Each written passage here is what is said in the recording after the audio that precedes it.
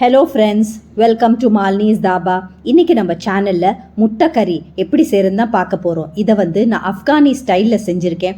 ரொம்ப ஈஸியாக செஞ்சிடலாம், ரொம்ப டேஸ்ட்டாகவும் இருக்கும். வாங்க வீடியோவுக்கு போய் எப்படி செய்யலான்னு பார்க்கலாம். ஒரு மிக்சி ஜார் எடுத்து அதில் 1.5 கப் பொடியாக நறுக்கின வெங்காயம், பெரிய வெங்காயம், 5 பச்சை மிளகா, 1/4 கப் முந்திரி, 10 பல் பூண்டு, 2 துண்டு இஞ்சி, அதோட ஒரு அரை கைப்பிடி அளவு கொத்தமல்லி, 1/2 கப் தயிர் எல்லாத்தையும் சேர்த்து மிக்சி ஜாரில் நைஸாக நம்ம அரைச்சி எடுத்து வச்சுக்கலாம். இப்போ நான் அடுப்பில் 5 முட்டையை சேர்த்து தண்ணி நல்லா கொதிக்குது. இது ஒரு 10 நிமிஷம் நல்லா கொதிக்கட்டும். 10 நிமிஷம் கொதித்த பிறகு அடுப்பை ஆஃப் பண்ணிவிட்டு இந்த முட்டை ஓட்டெல்லாம் நல்லா சூடு ஆறணுன்னு பிரித்து எடுத்து வச்சுக்கலாம். இப்போ அடுப்பில் கடாயை வச்சுருக்கேன். நான் 1/4 கப் எண்ணெய் சேர்த்துருக்கேன். ஒரு பிரிஞ்சி இலை, ஒரு பெரிய துண்டு பட்டை, ஒரு கருப்பு ஏலக்காய், 3 பச்சை ஏலக்காய் எல்லாத்தையும் சேர்த்து பொரிஞ்ச உடனே நம்ம ஏற்கனவே பேஸ்ட்டாக அரைச்சி வச்சுருக்க மசாலாவை இப்போ சேர்த்துக்கலாம்.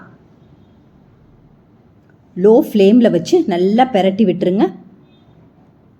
இந்த மசாலாவுக்கு வேணுங்கிற அளவுக்கு உப்பு இப்போ நான் 3/4 டீஸ்பூன் சேர்த்துருக்கேன். அதுக்கு பிறகு பார்த்துட்டு சேர்த்துக்கலாம். நல்லா கலந்து விட்டுருங்க. கைவிடாமல் ஒரு 2-3 நிமிஷம் நல்லா கலந்து விட்டுருங்க. லேசாக அதில் இருக்க தண்ணி தன்மை கொஞ்சம் நல்லா வற்றின உடனே நம்ம மசாலா பொருட்கள்லாம் சேர்த்துக்கலாம்.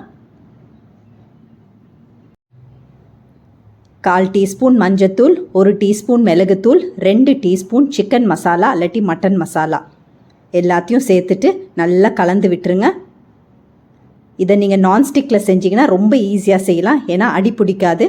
இப்போ நான் இதை ஸ்டெயின்லெஸ் ஸ்டீலில் செய்கிறனால கொஞ்சம் அடி பிடிக்கும். அதனால் தொடர்ந்து ஒரு 2-3 நிமிஷம் நல்லா கலந்து விட்டுக்கிட்டே இருக்கணும். இப்போ பாருங்கள் 2 நிமிஷம் ஆயிடுச்சு.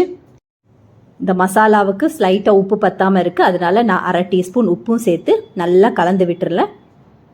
இதை நல்லா கலந்து விட்டுட்டு மூடியை போட்டு ஒரு 10லேருந்து ஒரு 12 நிமிஷம் நல்லா வேகட்டும். லோ ஃப்ளேமில் வேகட்டும், இல்லைனா எண்ணெய் பிரிஞ்சு வர வரைக்கும் நீங்கள் நல்லா வேக விட்டுறலாம். இப்போ அடுப்பில் கடாயை வச்சுருக்கேன். 2 டீஸ்பூன் எண்ணெய் சேர்த்துட்டு அதில் 1/4 டீஸ்பூன் உப்பு, 1/2 டீஸ்பூன் சிக்கன் மசாலா, 1/2 டீஸ்பூன் மிளகாய்த்தூள் எல்லாத்தையும் கலந்து விட்டுட்டு இந்த முட்டையை நம்ம ஏற்கனவே உரித்து வச்சுருக்கோம், அதை எடுத்துகிட்டு அங்கங்கே நல்லா கீறி விட்டுட்டு சேர்த்துக்கலாம்.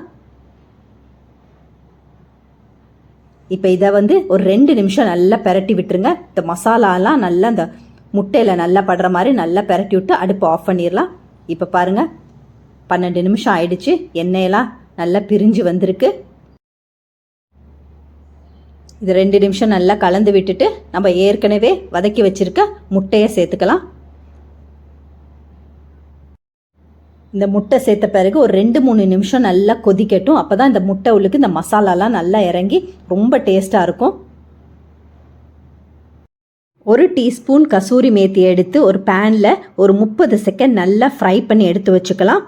இந்த மாதிரி இதை எடுத்து அப்படியே நல்லா கையில் கசைச்சு அந்த பவுடரை அப்படியே சேர்த்துக்கலாம். இந்த மாதிரி நீங்கள் செய்யும்போது ரொம்ப ஃப்ளேவர்ஃபுல்லாக இருக்கும். இலைகள் அப்படியே சேர்க்குறத விட இது ரொம்ப ஃப்ளேவர்ஃபுல்லாக இருக்கும். இப்போ நான் 2 டேபிள் ஸ்பூன் ஃப்ரெஷ் க்ரீம் சேர்த்துட்டு ஒரே ஒரு பெரட்டிட்டு நம்ம அடுப்பு ஆஃப் பண்ணிடலாம். அருமையான ஷாஹி எக் கறி ரெடி ஆயிடுச்சு. இதை சப்பாத்தி, நான், ரோட்டி, ஜீரா ரைஸ் அந்த மாதிரி எல்லாத்துக்கும் சாப்பிட்றதுக்கு ரொம்ப அருமையாக இருக்கும். இது வரைக்கும் நம்ம சேனலை சப்ஸ்கிரைப் பண்ணாமல் இருந்தால் சப்ஸ்கிரைப் பண்ணி வச்சுக்கோங்க. இந்த ரெசிபியை சமைச்சு பார்த்துட்டு எப்படி இருக்குன்னு கமெண்ட் பண்ணுங்கள். உங்கள் ஃபேமிலி ஃப்ரெண்ட்ஸோட இந்த ரெசிபியை ஷேர் பண்ணுங்கள். தேங்க்ஸ் ஃபார் வாட்சிங் ஃப்ரெண்ட்ஸ்.